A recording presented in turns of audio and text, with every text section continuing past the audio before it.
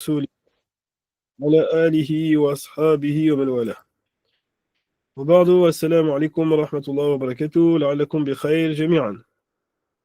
Donc, euh, aujourd'hui, on va rentrer dans le vif du sujet, Inch'Allah Ta'ala, après 2 séances d'introduction. Si vous vous rappelez, donc, les dernières fois, on avait présenté c'est quoi la jurisprudence, c'est quoi la jurisprudence malikite, comment c'est arrivé parmi nous, et donc, on a vu aussi quels sont les arguments sur lesquels ils se basent.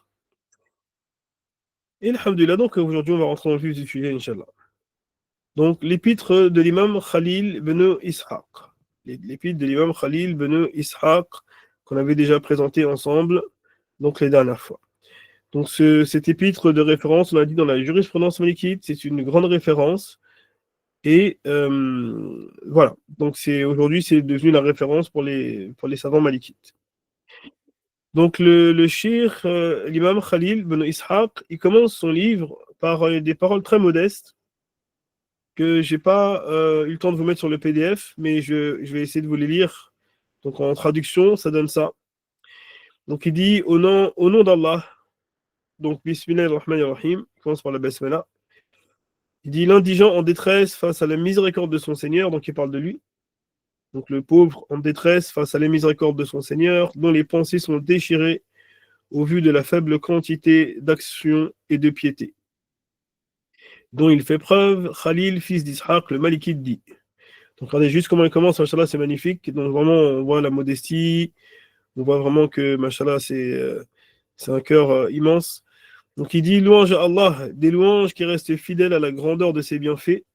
Toute la reconnaissance est pour lui, pour toutes les faveurs qu'il nous a accordées et la générosité. Je ne peux le complimenter mieux qu'il ne s'est complimenté lui-même. Nous implorons de lui la douceur et l'aide dans toute situation, et au moment où l'homme reviendra poussière dans la tombe. La prière et le salut sont sur Mohammed, le chef suprême des Arabes et des non-Arabes, l'envoyé à toutes les nations, ainsi que sur sa famille et ses compagnons, ses épouses, sa progéniture et sa communauté, qui est la meilleure des communautés. Je demande à Allah de faire profiter de cet ouvrage celui qui l'a écrit, celui qui le lira, le mémorisera ou l'utilisera. Qu'Allah nous préserve des erreurs et nous assiste dans les paroles et les actes.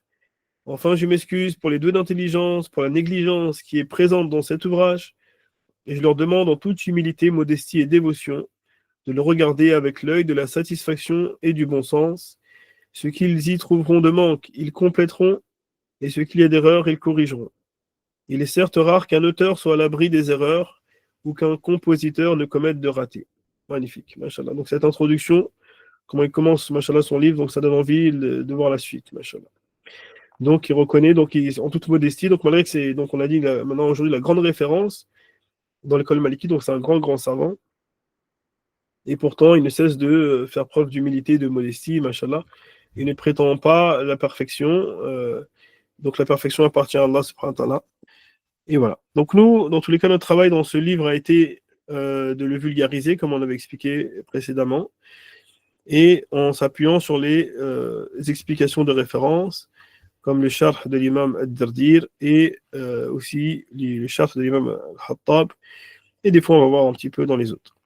Donc, en bref, donc on simplifie tout ça en essayant de faire des phrases simples et en reprenant donc le contenu de ce qu'a mis le cheikh l'imam Khalil dans son livre.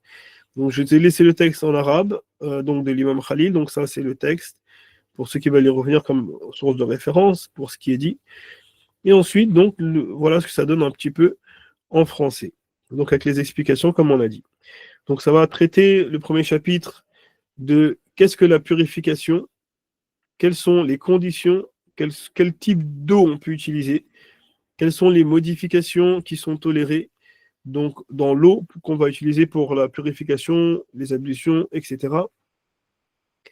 Et quels sont les éléments qui nuisent à la capacité purificatrice de l'eau. Alors voilà, Allah Ta'ala, il nous dit, donc aussi j'essaye de vous remettre quelques petites références au niveau des arguments. C'est toujours intéressant de voir des fois le lien un petit peu avec le Coran et les hadiths, comme le font certains savants malikites. Donc, il dit, Allah Ta'ala, nous avons fait descendre du ciel une eau pure et purificatrice, ou dans le sens, Allah Ta'ala dit وَأَنزَلْنَا مِنَ السَّمَاءِ مَاءً طَهُورًا. Donc nous avons fait descendre du ciel une eau pure et purificatrice. Donc ici c'est l'argument par excellence qui montre que l'eau de la pluie, eh bien, de base est pure. D'accord, donc c'est une base importante qu'on va devoir retenir.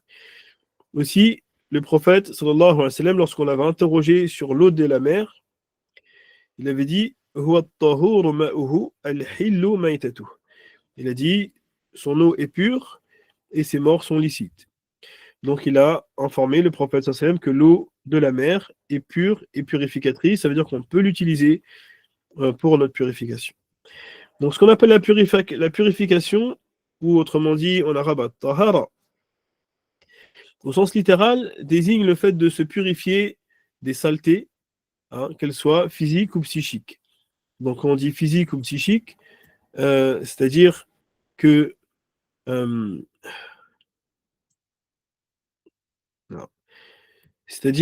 physique, c'est-à-dire comme donc les souillures connues, donc par exemple comme l'urine, etc., dont on va devoir se purifier, ou psychique, que ce soit aussi spirituel, que ce soit donc les maladies du cœur, les maladies intérieures, que ce soit les mauvaises suggestions, que ce soit les péchés apparents ou cachés, etc. Donc tout ça, ça rentre dans le mot tahara, donc on est demandé de se purifier intérieurement, extérieurement. Mais nous, dans la jurisprudence, ici, on va s'intéresser surtout au côté physique, la matière, donc comment purifier donc les souillures physiques et aussi comment faire les ablutions, ce qui a aussi un caractère spirituel. Donc comment pouvoir aborder la prière. Donc dans le sens jurisprudentiel, donc la tahara, c'est donc un état qui autorise ce qui est interdit de base pendant al-hadès. C'est quoi le hadès? Donc j'ai fait exprès de laisser le mot en arabe parce que c'est un mot très important qui va revenir souvent avec nous. Et si vous le comprenez bien, ça va vous aider pour la compréhension des livres de fiqh par la suite. Donc, al-hadès, donc c'est donc ce qu'on peut traduire par l'état de non-ablution. Euh, Ça veut dire que la personne il n'a pas les ablutions ni mineures ni majeures, ou l'un des deux. Donc, on appelle ça al-hadès al-asrar ou al-hadès al-akbar. Donc, voilà, quand on comprend ce mot-là, ça va me simplifier pour expliquer d'autres choses. Et ensuite, on a ce qu'on appelle al-khabès. Al-khabès, c'est les souillures, tout ce qui est souillure, donc telles que l'urine, les selles, etc. Akramakumullah. Donc, dans le chapitre sur la tahara, nous, c'est ça qui va nous intéresser. On va essayer de s'intéresser à connaître les choses qui vont nous permettre de nous autoriser ce qui n'est pas autorisé en état de hadès ou avec al-khabès, quand on est en état de non-ablution mineure ou majeure, ou lorsque on a des souillures sur notre corps, nos vêtements, ou l'endroit où l'on se tient. Donc voilà, donc ça va nous autoriser quoi par exemple? Donc on a dit comme exemple, ça va nous autoriser la prière, le tawaf, etc. Donc il y aura plusieurs choses qu'on verra ensemble par la suite. Et ensuite, donc il y a deux choses qui vont à l'encontre de la purification. Donc, comme vous avez compris, donc le contraire de tahara, ça va être donc les souillures, al-najaset, et al-hadès. Donc ce sont deux choses qui vont nous empêcher de faire la prière, entre autres, et aussi, par exemple, le tawaf, pour ceux qui ont l'occasion d'aller à la Mecque, et toucher le Coran, etc., comme on le verra ensemble, Inch'Allah. Donc voilà, donc pourquoi At-Tahara est donc très importante, et pourquoi les savants ils commencent par là? Parce que la première obligation après l'unicité d'Allah, subhanahu wa ta'ala, donc les deux attestations de foi, c'est bien entendu d'accomplir sa prière. Le premier pilier important après Shahadatayn, donc c'est juste après, c'est As-Salat.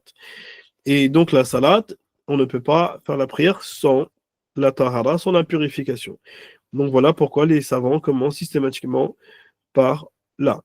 Donc la purification, c'est la clé de la prière.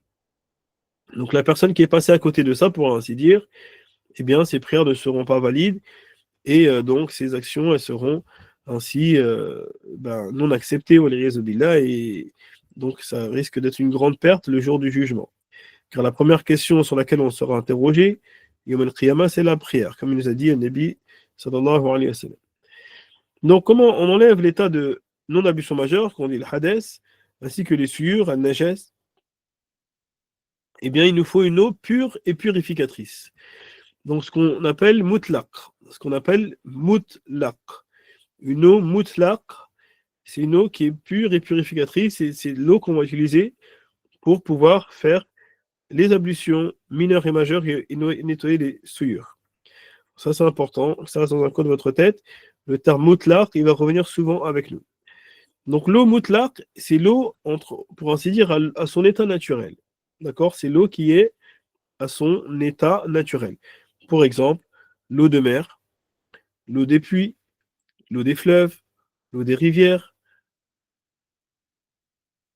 l'eau des cours d'eau, l'eau des lacs, l'eau des sources, des puits, l'eau de la rosée, ce qui a fondu, je ne sais pas si l'image elle est trouble, ce qui a fondu de la neige, grêle ou glace. Donc, bien entendu, la neige fondue, ben, si on vous pose la question un jour, effectivement, une personne il n'a pas d'eau, s'il fait fondre de la glace ou de la neige, ben, c'est bon, il peut faire sa purification avec.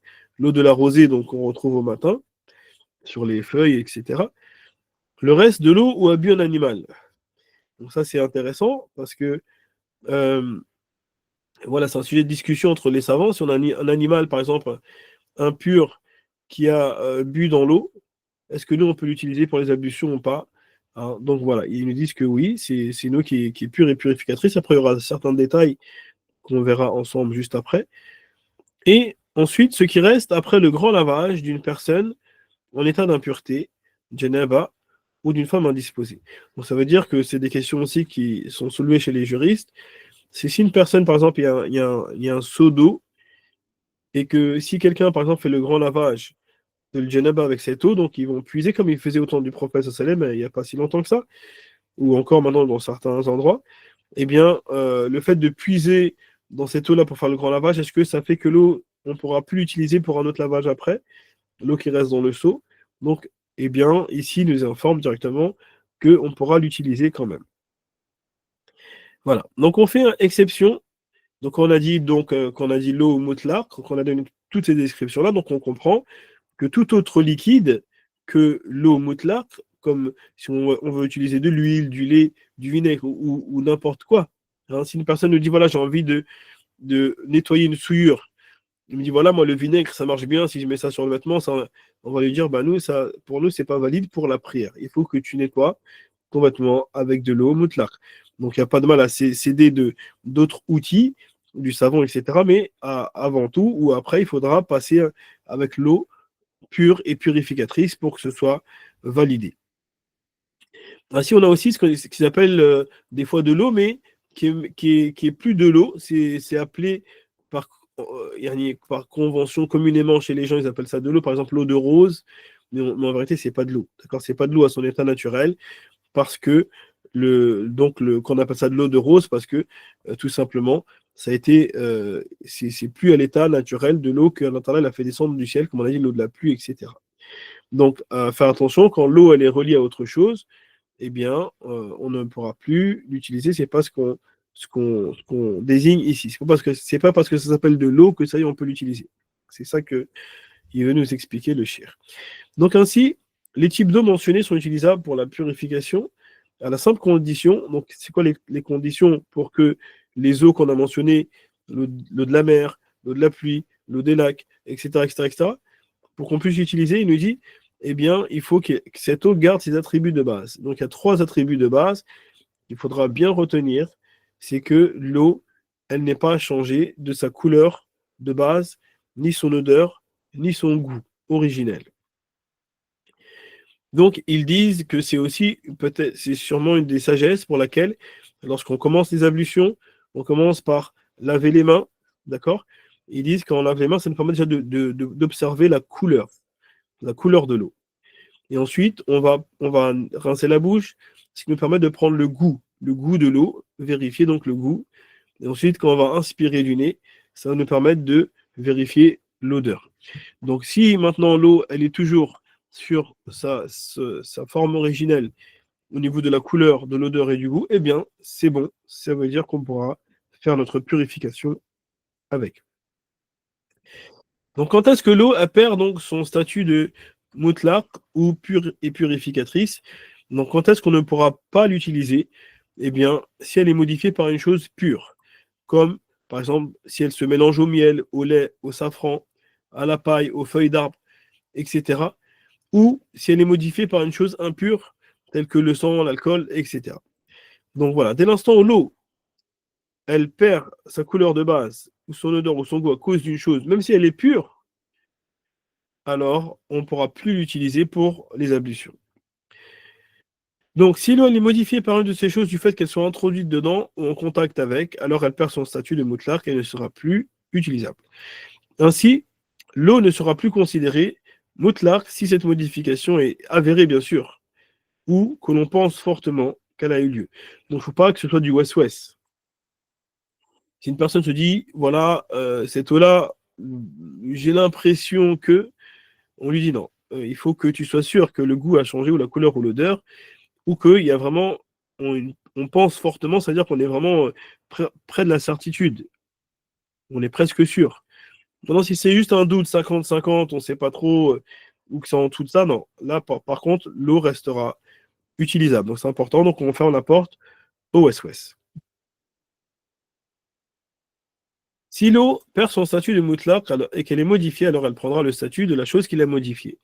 Si elle est modifiée par une chose pure, alors l'eau, on va dire qu'elle est pure, mais on ne pourra pas l'utiliser pour les ablutions. Et donc elle sera non purificatrice. Et si elle est modifiée par une souillure, alors elle sera souillée. D'accord? Donc ce ne sera pas le même statut. Si l'eau elle est pure, qu'on ne peut pas faire les ablutions avec, on pourra toujours l'utiliser pour des choses habituelles. Mais si l'eau elle est carrément souillée, donc là il y aura encore d'autres choses. C'est-à-dire qu'on ne pourra pas l'utiliser ni pour l'adoration et même pas pour des choses basiques comme on verra ensemble, Inch'Allah. Donc, les modifications qui ne nuisent pas à la qualité purificatrice de l'eau mutlaq. Alors, il y a des cas où des choses vont avoir un effet sur l'eau, mais l'eau elle restera utilisable. Donc c'est important de le savoir. Donc il nous dit première chose, si l'eau elle est modifiée par une chose qui est à côté, donc à force de la proximité, hein, eh bien l'eau elle prend l'odeur de ce qu'il y a à côté d'elle. Par exemple, s'il y a voilà, un animal qui est mort à côté du récipient, par exemple, on a une bassine d'eau, il y a un animal qui est mort à côté, et après on sent dans que l'eau elle a pris un peu l'odeur de la bête morte. Donc il dit ça c'est pas grave. Ça veut dire que l'eau elle reste utilisable parce que la chose n'a pas été en contact avec l'eau. Donc c'est juste voilà l'odeur dans l'air qui s'est répandue, mais c'est pas un contact physique. Ensuite, deuxième cas, si l'eau elle est modifiée par l'endroit où elle stagne. Là, on parle d'un endroit terrestre, ça veut dire des fois l'eau des lacs, par exemple, on voit que l'eau elle va être marron, avec les feuilles mortes, avec les algues, etc., elle prend de la couleur. Donc ça, c'est l'état naturel, d'accord? Ça reste une modification naturelle, donc c'est pas un problème. L'eau elle reste utilisable. Pareil, si l'eau elle coule au-dessus d'une chose terrestre, c'est-à-dire on parle des petits ruisseaux ou des rivières ou autres, donc forcément elle emporte avec elle ce qu'il y a de terre, etc. Donc ça, c'est pas un problème. Tout ça, c'est valide pour les ablutions. Ensuite, en troisième cas, si quelque chose est introduit dans l'eau, mais qui est quelque chose de naturel, quelque chose de naturel qui est introduit dans l'eau. Donc, par exemple, donc quelque chose qui est de base dans son élément. Si quelqu'un il prend une poignée de terre et il la jette dans l'eau, bah, à la base, l'eau, elle stagne au-dessus de la terre, on est d'accord? Donc, au final, ça ne change pas du tout son statut naturel. Donc, là, ce sera aussi valide, on pourra utiliser cette eau pour les ablutions. Quatrième cas, donc l'eau, elle est modifiée par des choses qui font partie de l'eau de base, comme les poissons. Donc, des fois, on va sentir l'odeur du poisson, l'eau, elle sent l'odeur du poisson, des fois, elle peut avoir le goût, un peu de. Donc, que ce soit les vers, les algues, etc. Donc, toutes ces choses-là qui font partie de l'eau, habituellement, pareil, ça n'a pas d'incidence sur le caractère mutlaq, pur et purificatrice de l'eau. Enfin, si maintenant, c'est une chose qui est euh, difficile à éviter, qui est contraignant. Donc, par exemple, ils disent qu'il y a une tempête, par exemple, et le vent emmène les feuilles de tous les arbres de la forêt dans l'eau, par exemple. Donc là, voilà, on peut pas, c'est quelque chose qu'on ne pourra pas éviter, on ne peut pas l'empêcher. Hein, donc les arbres de la forêt, à la base, leurs feuilles ne sont pas dans cette eau-là. Mais ici, il y a eu une contrainte particulière.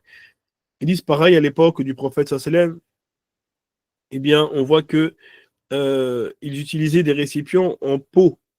D'accord, ils mettaient l'eau dedans. Donc, c'est des sortes de gourdes là, en pot. Et donc, forcément, l'eau, elle prend un peu le goût. Quand l'eau elle reste, elle reste dans le récipient de peau, elle va prendre un petit peu le goût de la peau, c'est inévitable. Et malgré tout, on voit que le prophète sallam et ses compagnons faisaient les ablutions avec ça. Donc, ils disent parce que c'est des choses, on n'a pas le choix, c'est leur mode de vie, ils ont ça, donc voilà.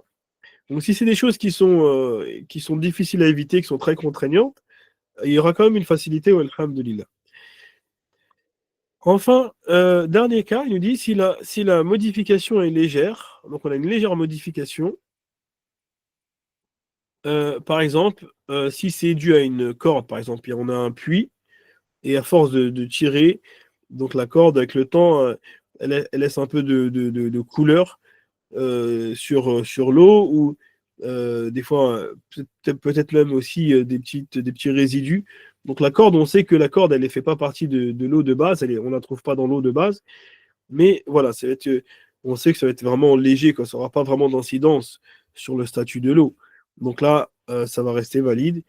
Et pareil, il nous dit si c'est juste une odeur d'encens qui est restée dans un récipient. Le récipient, par exemple, il a été nettoyé avec, par exemple, même un savon très fort, il sent très fort. Et après, quand on met de l'eau dedans, bah, du coup, l'eau, elle prend un petit peu l'odeur. Et bien voilà, donc ça, il nous dit si c'est vraiment léger, si c'est très très léger, alors ça reste encore passable. Ça reste encore passable pour l'utiliser. Walhamdulillah. On voit que machin, il y a beaucoup de simplicité, beaucoup de facilité, donc c'est pas compliqué. Donc jusque-là, si vous avez des questions, n'hésitez pas sur le chat. Donc j'observe si vous avez des questions et on essaiera d'y répondre, Inch'Allah. Donc est-ce que jusqu'ici c'est clair ce qu'on a dit pour l'eau? Alhamdulillah. Donc l'eau, on a expliqué l'eau mutlaq, quelle eau on peut utiliser, quelles sont les choses qui ne nuisent pas à l'eau.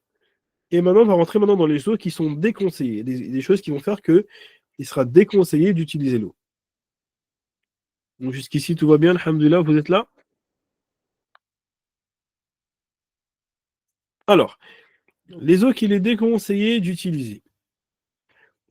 Donc, il est détestable d'utiliser pour la purification une eau en petite quantité qui a déjà été utilisée. Donc, Hakim, je vois que tu as marqué le point 3, mais si tu peux nous expliquer, c'est quoi la question exactement? À moi qu'il faut tout réexpliquer. Si on introduit du sel dans l'eau, elle reste pure. Ils disent oui parce que le sel marin, bien entendu, pas le sel des montagnes, le sel marin, il est de base dans l'eau. C'est ce qu'on retrouve dans l'eau de base. Dans la mer, par exemple. Dans la mer, il y a du sel. Donc il dit c'est un élément qui est avec l'eau naturellement. Donc si quelqu'un prend du sel marin et le jette dans l'eau, bah, c'est pas un problème, l'eau elle restera pure et purificatrice. Voilà. Donc pour les eaux qui sont détestables, si on a une eau qui a déjà été utilisée, ça veut dire que quelqu'un il a fait les ablutions. Par exemple, on a un endroit où il n'y a pas beaucoup d'eau et les gens ils veulent faire des économies, donc ils disent voilà, le premier fait l'eau dans un récipient et ils mettent un récipient en dessous pour récupérer l'eau. Comme ça, le deuxième il fait l'eau avec le deuxième il fait les ablutions avec la même eau. Donc là, chez les Malikites, ils disent c'est détestable parce que voilà, ça a déjà été utilisé pour une adoration et de ce fait, le prophète sallam nous a informé qu'avec chaque goutte d'eau, quand on fait les ablutions, il y a des péchés qui s'en vont. Donc le fait de récupérer les péchés de l'autre pour les repasser sur nous, ils disent voilà, c'est pas quelque chose d'agréable. Donc de là, ils ont mis des conditions pour ce type d'eau-là. Ils disent donc si l'eau est en petite quantité, bien sûr, si c'est vraiment une grande quantité d'eau, si quelqu'un il fait les ablutions dans un grand bassin ou devant un lac, bon, le problème est réglé. Mais on parle vraiment d'une petite quantité, c'est un petit récipient qu'elle a déjà été utilisée pour des ablutions mineures ou majeures et qu'on veuille la réutiliser aussi pour des ablutions mineures et majeures. Si quelqu'un veut réutiliser l'eau pour arroser les plantes, par exemple, c'est pas grave. Pour arroser les plantes, il peut. Mais pour refaire les ablutions, pour refaire l'adoration, ils disent c'est mieux de ne pas le faire. Et voilà, donc les principes de cela. Et ensuite, le statut est le même si l'eau a été utilisée pour une purification surrogatoire pour laver 2 ou 3 fois les membres. Donc, ça veut dire que ce soit pour les ablutions obligatoires ou surérogatoires. Parce que vous savez peut-être qu'il n'est pas obligatoire de refaire les ablutions à chaque prière, mais c'est recommandé. Donc, si quelqu'un il refait les ablutions juste pour parce que c'est recommandé, non parce que c'est obligatoire, ça a le même principe et le même statut. Ou s'il veut récupérer la même eau pour refaire la deuxième fois, parce que, par exemple, il fait les ablutions une fois chaque membre, et après il reprend la même eau pour la refaire deux fois, et ensuite la même eau pour la refaire trois fois, on va lui dire c'est pareil, il va falloir éviter cette eau-là. Alors, ensuite, il est déconseillé d'utiliser cette eau pour plusieurs raisons. Une adoration a déjà été faite avec, on a levé une interdiction de prier avec cela, donc ça veut dire que les ablutions enlèvent l'interdiction de prier, on vous rappelle, elles portent les péchés d'une personne, et il y a divergence sur sa qualité purificatrice selon. Il faut savoir que même dans l'école malikite, certains, carrément, pour eux, disent que cette eau-là n'est pas valide pour les ablutions. Elle peut aussi contenir des saletés, donc c'est nettoyant, l'eau, on sait. Et cela est inconnu chez les prédécesseurs. On n'a pas vu que les prophètes sallam et ses compagnons ou leurs suivants faisaient cette chose-là. Donc, on a délaissé.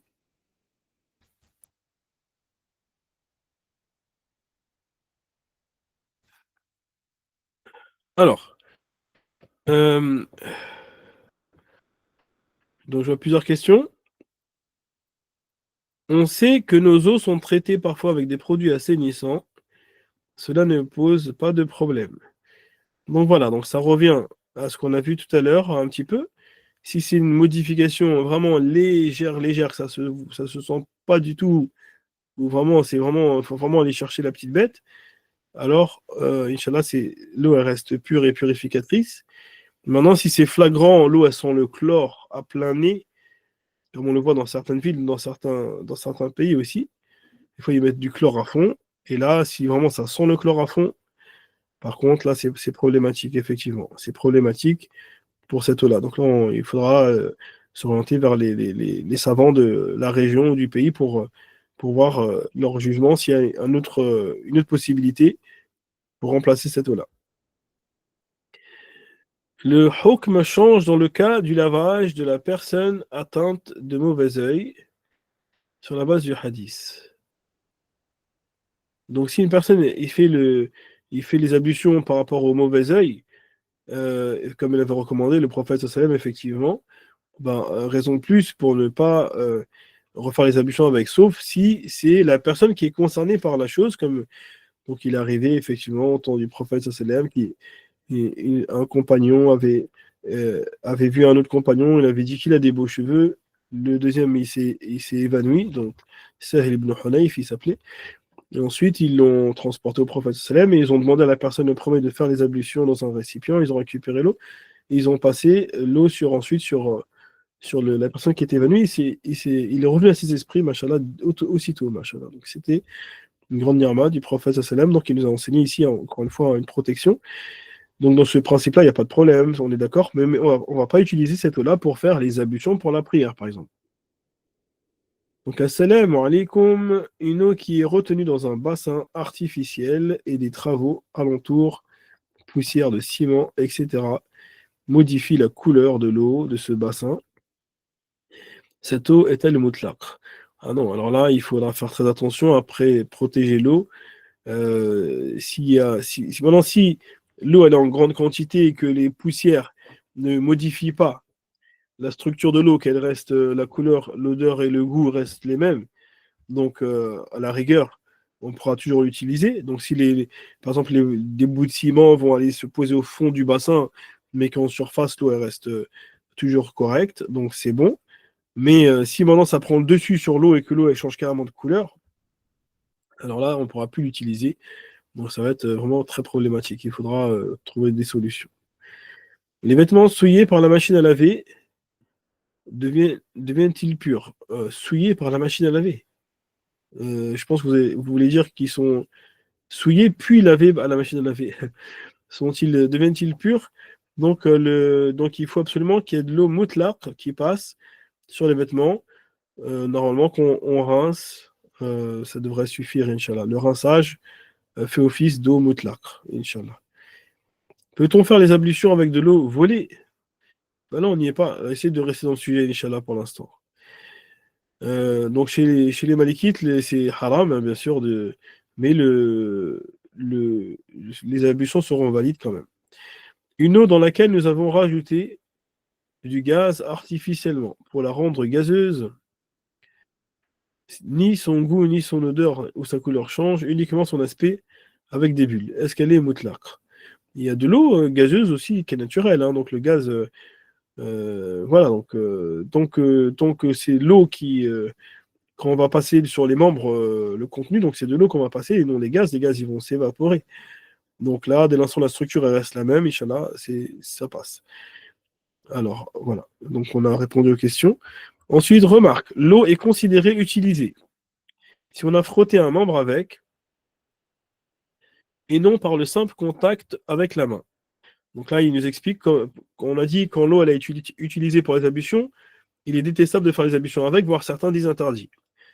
Ça veut dire quoi utiliser? Ça veut dire c'est pas juste quelqu'un il a mis sa main dans le récipient, mais c'est vraiment qu'il a pris l'eau, il a frotté son membre d'ablution avec. D'accord? Il a vraiment fait l'action. Voilà. Ou encore ce qui reste dans le récipient. Donc ça veut dire si la personne il a utilisé de l'eau dans un récipient, donc il pioche, donc il prend de l'eau de sa main et après il la passe sur ses membres et à la fin, il reste de l'eau dans le récipient des ablutions. Cette eau-là, c'est pas celle-là qui est concernée. C'est pas celle-là qu'on dit eau utilisée. C'est pas celle-là qu'on appelle eau utilisée, mais c'est bien l'eau qui a été passée sur les membres. C'est bien l'eau qui a été passée sur les membres et ensuite récupérée en dessous. Voilà. Donc, c'est pas une condition non plus que la purification ait été faite entièrement. Ça veut dire que si la personne a juste fait son visage avec l'intention des ablutions, bah ça y est, cette eau qui a été récupérée, on ne l'utilisera pas.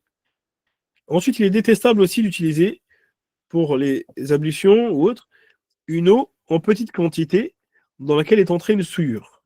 Donc chez les malikites, s'il y a une souillure légère, par exemple, comme là, une goutte d'urine, une petite goutte d'urine qui tombe dans un récipient d'eau, d'accord? Donc, du coup, l'eau, s'il y a 2, 3, 4, 5 litres, elle va pas changer de couleur, ni d'odeur, ni de goût.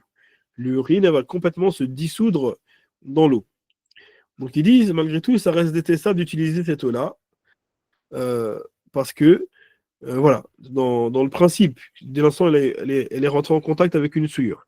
Donc, il mentionne certaines conditions.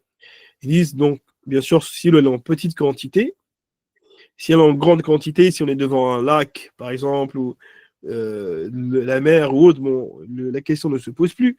On parle bien d'une eau en petite quantité, on a un petit bassin d'eau, etc. Et que la souillure soit vraiment minime, c'est pas une grande quantité de souillure. De toute façon, ça va prendre ensuite le dessus sur la couleur, etc. Que l'eau ne change pas d'aspect, bien entendu. Si ça change d'aspect, ben là, ça y est, c'est fini. Et qu'on ait la possibilité d'utiliser une autre eau. Moi, j'ai le choix entre un récipient d'eau où il y a une goutte d'urine qui est tombée et j'ai un autre récipient où je peux avoir de l'eau autre part où il n'y a pas eu ce problème-là. Donc forcément, je ne vais pas m'aventurer à prendre l'eau et il y a une goutte d'urine qui est tombée. Donc ils disent là, dans ce cas-là, c'est détestable d'utiliser cette eau-là. Je vais m'orienter vers une eau qui est restée intacte de base. À savoir qu'en plus, c'est un sujet de divergence et les écoles. Donc les malikites, ils tiennent compte de la divergence. Donc quand il y a une divergence, ils disent chez nous, l'eau reste pure, mais comme d'autres, ils disent que pour eux, elle est impure, alors on préfère sortir de la divergence, c'est mieux d'éviter. Et donc, il dit que cette eau soit utilisée pour effectuer une adoration qui nécessite la purification. Si l'eau est utilisée après pour autre chose, pour arroser les plantes ou je ne sais quoi, c'est pas un problème. Mais on parle bien de l'adoration pour les ablutions, etc. Et que la souillure n'est pas une structure physique, parce que sinon il faudra carrément l'extraire. Là. On ne pourra pas laisser la souillure dans l'eau et puis on fait les ablutions avec. On est d'accord. Donc voilà. Donc si le statut de l'eau est modifié par une souillure, que ce soit la couleur, l'odeur ou le goût, alors on ne pourra pas l'utiliser ni pour les adorations et ni pour les choses mondaines. Donc bien entendu, ici, à bien faire la différence. Une eau qui est souillée, ça veut dire qu'il y a une souillure qui est rentrée dedans. On a dit exemple l'urine, et ensuite ça a complètement changé la couleur, ou l'odeur ou le goût, khalas. Ça, c'est pas que pour la prière qu'on l'utilise pas.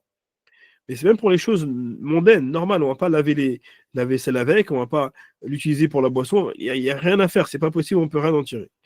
Donc là, il y aura des moyens pour la purifier, mais dans l'état, on ne pourra pas l'utiliser, même pour les choses mondaines.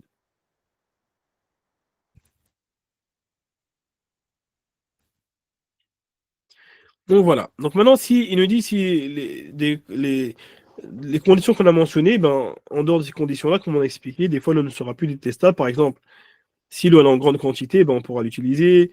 Si, si l'eau elle n'a pas été, si l'eau elle a été changée, on ne pourra plus l'utiliser. Donc voilà, on a expliqué un petit peu les cas. Donc ça, c'est ce qu'on a mentionné à l'instant. Donc voilà pour ce deuxième point. Ensuite, le troisième point, il est détestable d'utiliser une eau en petite quantité dans laquelle un chien a trempé sa langue et l'a remué. Donc c'est une condition, il faut qu'il ait remué sa langue dans l'eau. Donc l'eau, la condition c'est qu'elle soit en petite quantité. Si on est devant un lac, il n'y a pas de problème. Le chien, s'il boit dans un lac, il n'y a pas de souci. Maintenant, si c'est un petit récipient, pour le hadith, où il a dit le prophète sallam, quand le chien trempe sa langue dans le récipient et la remue, alors lavez-le, jetez l'eau et lavez le récipient 7 fois, dont une avec la terre. Donc ici, ils disent, le chien chez les Malikites n'est pas impur. Ils disent, c'est une chose qu'on ne comprend pas dans le sens pourquoi. Parce que pour les Malikites, ils disent qu'il n'y a rien qui prouve que le chien est impur. On a juste dit de laver le récipient. Il ne nous a pas dit le chien est impur. Donc ici, ils disent donc c'est détestable du principe qu'il a dit de laver le récipient et de jeter l'eau. Donc c'est détestable d'aller utiliser cette eau-là pour les ablutions, par principe, mais ça ne prouve pas que le chien est impur. Au contraire, ils disent on avait des récits authentiques, comme le hadith d'Ibn Omar, qui est dans Sahih Bukhari et autres, qui dit que au temps du prophète sallam, les chiens rentraient dans la mosquée et ils passaient et ils revenaient alors ils faisaient leur prière, les musulmans. Et ils les empêchaient pas de rentrer. Donc si le chien était impur, il les aurait pas laissés rentrer dans la mosquée, on ne peut pas laisser une souillure dans la mosquée. Donc les Malikites disent donc de ce fait, on ne comprend pas pourquoi ici il faut laver le récipient, mais on le fait par adoration pour Allah subhanahu wa ta'ala. Donc là, le prophète Sam nous a ordonné cette chose-là, on fait Samirna wa Atarna. Mais ça ne veut pas dire que le chien est forcément impur. Après, effectivement, aujourd'hui, ils ont découvert, récemment, que le chien un microbe dans la langue, et effectivement, ce microbe est nuisible, nocif pour l'être humain. Donc, quand le chien boit dans un récipient, et bien effectivement, sinon on boit après, si on utilise cette eau-là pour la consommation, c'est nuisible pour la santé. C'est nocif, ça cause des maux de ventre, etc. Donc, on voit encore une fois un miracle prophétique, machallah, mais ça ne veut pas dire que le chien est impur. Donc, ça voulait dire qu'ici, il y avait un microbe. Et voilà. Donc la vie des Malikites, il reste quand même assez fort sur cette question-là, contrairement à ce que beaucoup pensent du chien. Donc, enfin, ça ne veut pas dire que les Malikites autorisent d'avoir des chiens à la maison. Attention, bien comprendre les choses. Les Malikites autorisent d'avoir des chiens pour la chasse, pour monter la garde, etc., sous certaines conditions.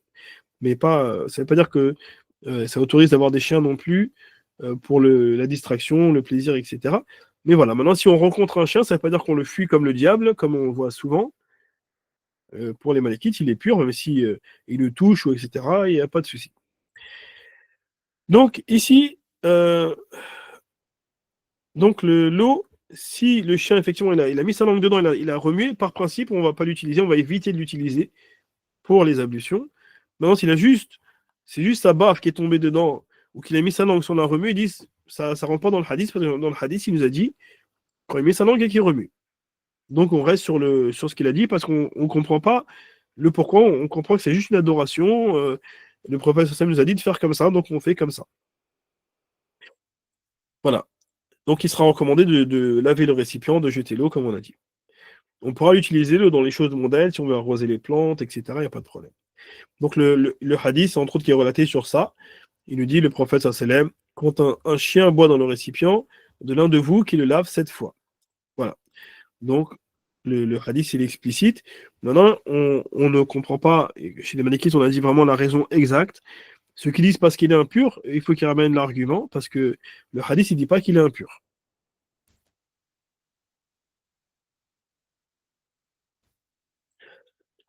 Donc, il est également détestable d'utiliser une eau en petite quantité dans laquelle un alcoolique a bu, ou a introduit sa main, ou un animal qui ne se prémunit pas des souillures, comme les oiseaux et les prédateurs, sauf s'il est difficile de s'en prémunir, comme avec les chats et les souris.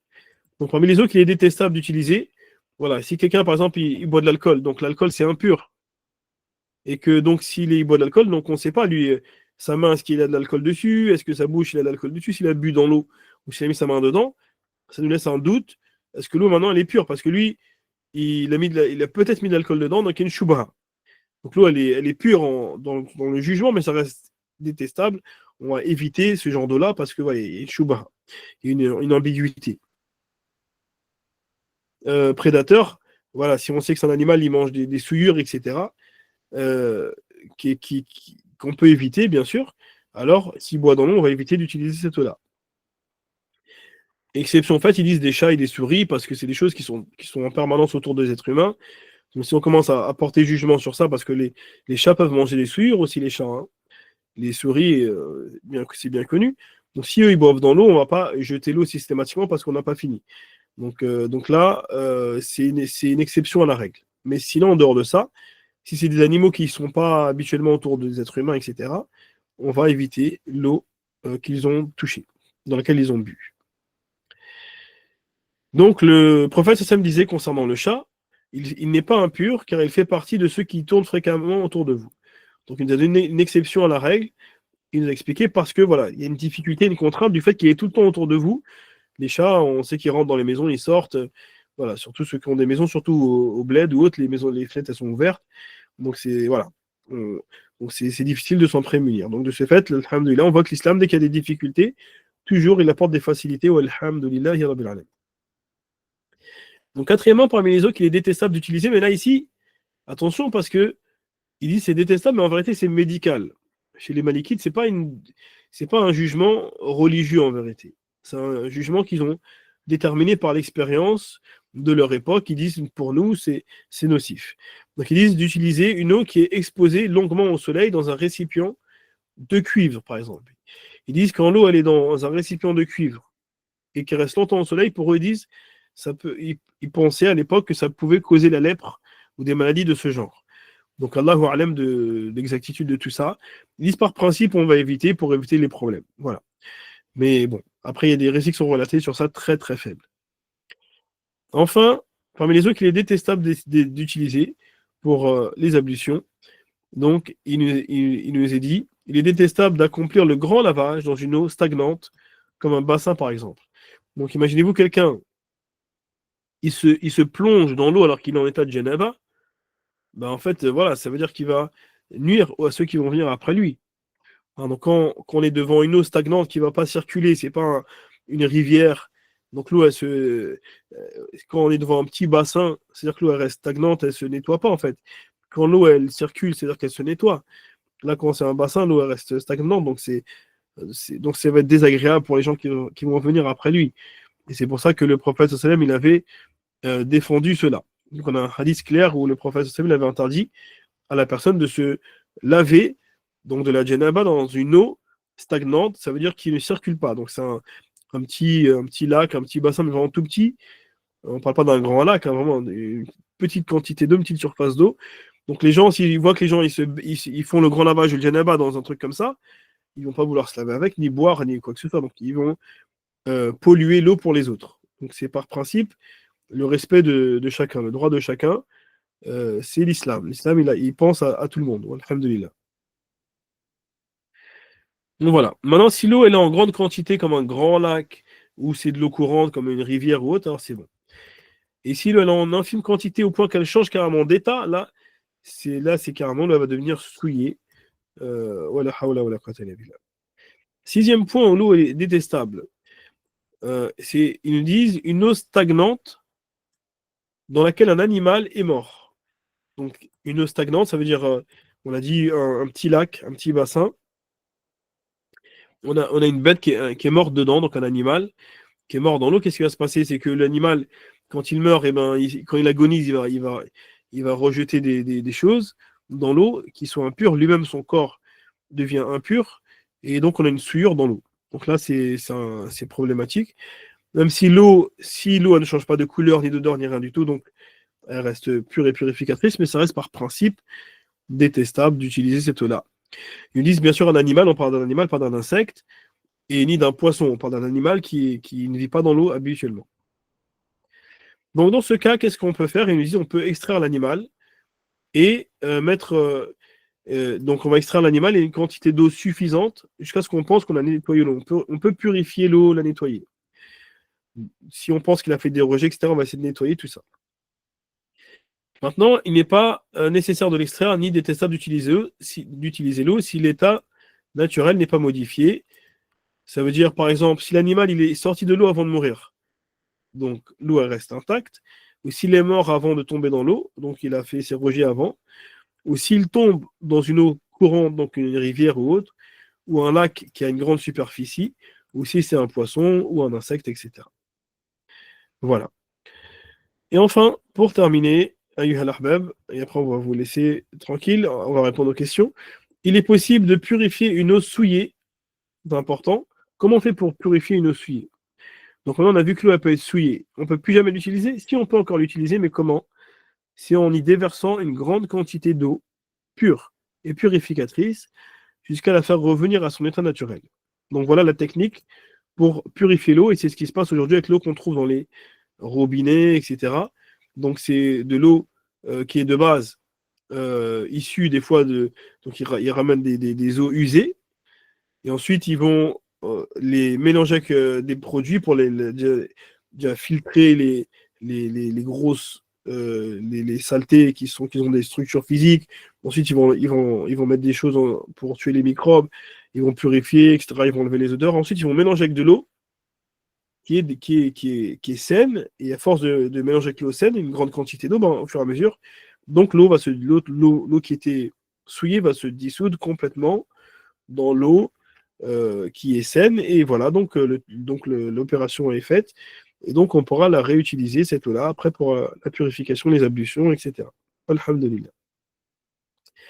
Alors, je vois qu'il y a quelques questions. On va essayer d'y répondre, Inch'Allah, avant de se quitter. Alors, les vêtements souillés, ça, on a vu. Je voulais avoir des précisions concernant les eaux mutlaq, euh, surtout sur celles où les animaux ont bu et l'eau après les grandes ablutions et de la femme indisposée. On parle bien de l'eau. Donc là, il y a plein de questions en même temps. Je ne comprends pas. Là, ça commence par où? Ça finit où? Alors, concernant les eaux mutlaq, surtout pour celles où les animaux ont bu. Et c'est quoi la question? Donc, essayez de bien préciser vos questions, Inch'Allah. Alors, les vêtements souillés avec de l'urine, lavés à la machine à laver, avec d'autres vêtements, tous les vêtements sont-ils purs? Donc ici, effectivement, si les vêtements sont souillés avec de l'urine, déjà de base, on essaye de pas les mélanger avec des vêtements propres de base, par principe, parce que même avec les machines à laver, des fois, ça peut prendre les mauvaises odeurs. Et du coup, ben, de ce fait, après, s'il y a l'odeur carrément d'urine qui reste permanente, c'est problématique. Donc, de toute façon, maintenant, si on arrive à faire complètement disparaître l'odeur du vêtement et qu'il n'y a plus du tout la trace de l'urine, ni sur les autres vêtements, bah, alhamdoulilah, avec un bon rinçage, à la fin, c'est pur. Salam alaikum, concernant le point numéro 3, dans le cas où on utilise l'eau impure pour les choses mondaines, cette chose est-elle haram? Et est-ce qu'on prend des péchés? Donc, si on utilise de l'eau impure pour des choses mondaines, comme quoi par exemple? Hein, donc, je ne pense pas que vous allez la boire. C'est quoi l'objectif exactement? Donc, si vous pensez peut-être à arroser les plantes, effectivement, chez les Malikites, ça se fait. Chez les Malikites, ça se fait parce qu'on a des récits de compagnons qui, bah, comme vous le savez bien, souvent ils vont utiliser comme engrais des sels d'animaux, et des fois purs, des fois impurs. Et ça, c'est utilisé comme engrais, donc forcément ça rentre dans la terre, ça se mélange donc avec le produit, hein, quelque part plus ou moins directement, et à la fin il n'y aura plus la trace du tout de la souillure, donc ça reste. Après, on pourra consommer quand même les produits. C'est ce qui se fait encore jusqu'à aujourd'hui, beaucoup dans les produits que l'on consomme, hein. Donc, ils utilisent des engrais souvent utilisés qui sont issus des souillures, etc. Donc, ça reste valide. Si je fais mes ablutions et quelques gouttes durant les ablutions retombent dans le récipient, l'eau reste-t-elle pure? Donc voilà, c'est pas à des gouttes, hein, si c'est tombe pas dans le West-Ouest. Donc déjà de base, c'est pour ça que chez les Malikites, c'est bien de mettre le récipient à notre droite et pas en dessous de nous. S'il fait les ablutions au-dessus du récipient, bon déjà c'est mal parti.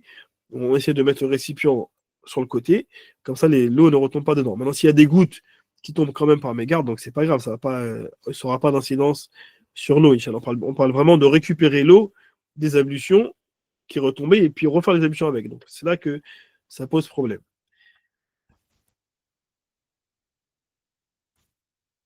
Est-ce que si par exemple dans un pays, c'est très courant qu'il y ait des ânes partout, ou tout, tout autre animal qui circule beaucoup parmi les gens, ou une région où il y a beaucoup de sangliers et on doute que les eaux dans les flaques soient souillées par ces animaux, peuvent-ils prendre le jugement de ils circulent beaucoup parmi vous que l'on a vu dans le hadith?